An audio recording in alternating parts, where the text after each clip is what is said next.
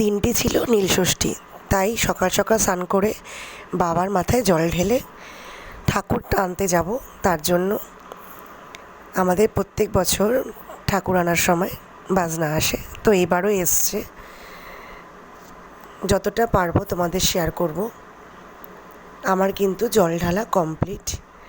এরপর বাজনা নিয়ে সোজা চলে যাব। আমাদের ঠাকুরটা আনা হয় বিভাত থেকে।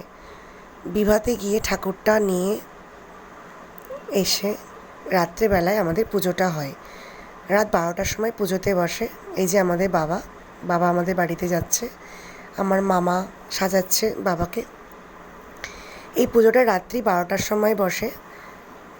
12টার সময় আমরা স্নান করতে যাই ঠাকুরের সব জিনিসপত্র নিয়ে। স্নান করে এসে রাতের বেলায় পুজো হয়। পুজোটা অনেক রাত অবধি হয়। তোমাদের যদি ভালো লাগে শেয়ার করো, কমেন্টস করো, আর চ্যানেলটা সাবস্ক্রাইব করতে ভুলবে না।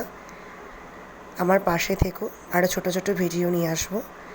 তারপরে তো ফটোশ্যুট আছেই, মানে সবাই মিলে ফটো তোলা হয়েছে।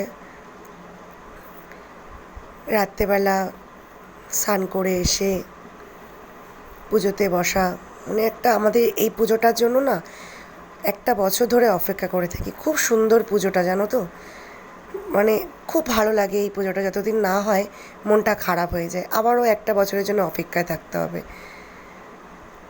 যাই হোক, তোমাদের যতটা পেরেছি দেখানোর সম্ভব হয়েছে দেখিয়েছি।